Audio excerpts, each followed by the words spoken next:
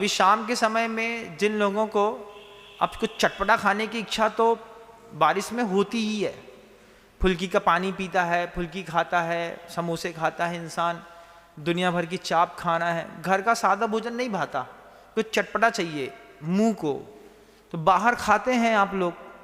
फिर उसमें सौंफ में और कीड़े में कोई अंतर दिखाई नहीं देता।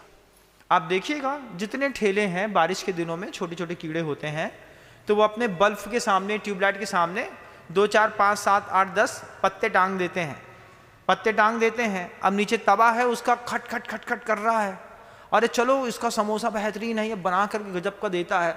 अब तुमने खटखट का समोसा खाया, अब वो खटखट चक्कर में ऊपर का वो जीरा के जैसा बिल्कुल सफ़ेद दिखता, हरा दिखता है, वो सौंफ के जैसा, लौट करके घूम फिर करके आएगा, बल्ब के चक्कर में नीचे गिर गया, नीचे गिर गया तो क्या उसको निकालेंगे? ऐसा भैया तुम छिन छिन्न भिन्न भिन्न, आहा उसका जो खोमचा चलता है ना, खट खट खट खट खट खट, उसी में सब बराबर है, उसी का बढ़िया निकाल करके सट सट सट सट सट, लो साहब आपके लिए प्रस्तुत है क्या, कीड़ा बटी।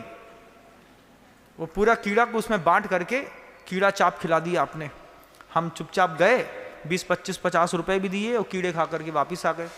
उसमें कोई जहरीला कीड़ा हुआ अगर बारिश का और पेट के अंदर चला गया और पूरे शरीर में मान लीजिए आपको सोराइसिस हो गया, उसके लिए कौन जवाबदार है?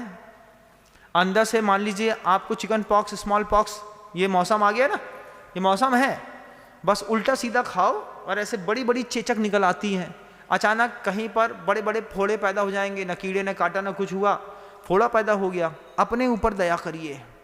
दया दमत त्याग समाधि निष्ठम, जैन शासन है, दया से भरा हुआ, इंद्रिय दमन से भरा हुआ। इंद्रियां कौन सी महाराज? किस इंद्रिय का दमन करना है? 5 इंद्रियों का। कितने श्रावक हैं बागीदौरा के। मेरे चातुर्मास की कलश स्थापना जब मैंने अपनी स्थापना 9 तारीख को की थी, उन्होंने 9 तारीख का एक आसन 14 का रख करके शाम को आकर के 4 महीने का ब्रह्मचर्य व्रत का नियम ले लिया।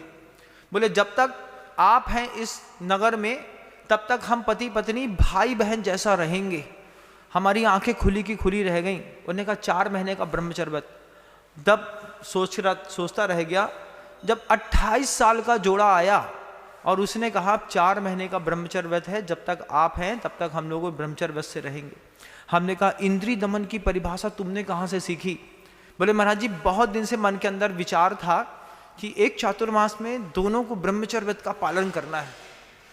क्या गजब का विचार है ना, कितना आनंद आता है ऐसा सुन करके।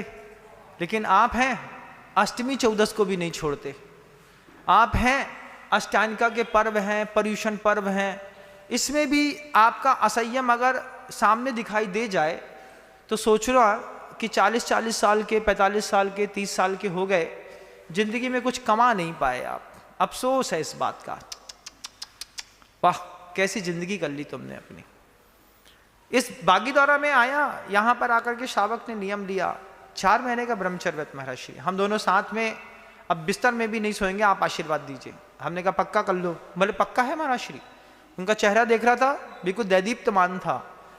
हमने कहा गजब की साधना है, साधु जैसी साधना कर रहा है, 4 महीने का पूरा त्याग कर दिया। सौंदर्य की बात है।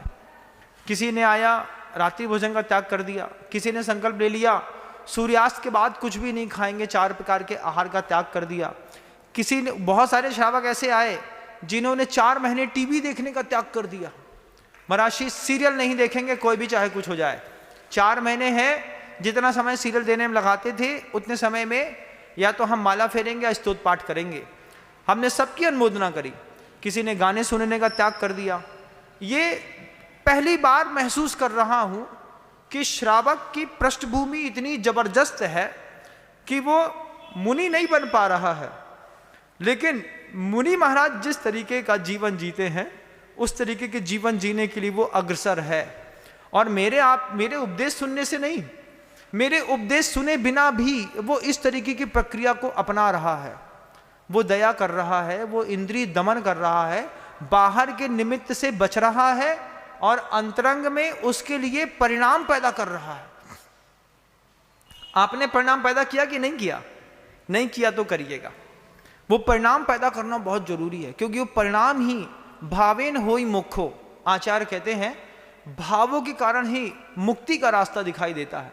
परंपरायाम साक्षात द्विधा, परंपरा से मुक्ति होती है और साक्षात मुक्ति होती है। सोचो तो 4 महीने साधु का सहारा लेकर के अपने परिवार की पूरी स्थिति ही बदल दो, कितना खूबसूरत जीवन है। अगर माता पिता शुरुआत करें तो चलो महाराज जी के दर्शन करके आते हैं, वहीं गए और माता पिता ने नियम ले लिया, महाराज जी हम लोग 4 महीने के लिए आलू प्याज लहसुन मूली कांदा अदरक इन सब का त्याग करते हैं। अब माता पिता ने त्याग कर दिया तो बच्चे का त्याग अपने आप हो जाना है। बच्चा तो अपने आप नहीं खाएगा अगर आप नहीं लाएंगे तो। 4 महीने के चातुर्मास की साधना वहाँ तो बहुत अच्छी हो जाती है जहाँ पर मुनियों का चातुर्मास हो रहा होता है।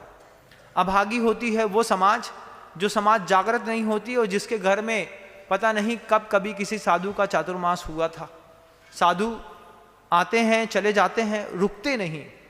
उनके लिए भी श्रावक अंदर ही अंदर घबराता है कि हमारी समाज का कैसा कर्मोदय है, कभी किसी साधु का चातुर्मास नहीं होता।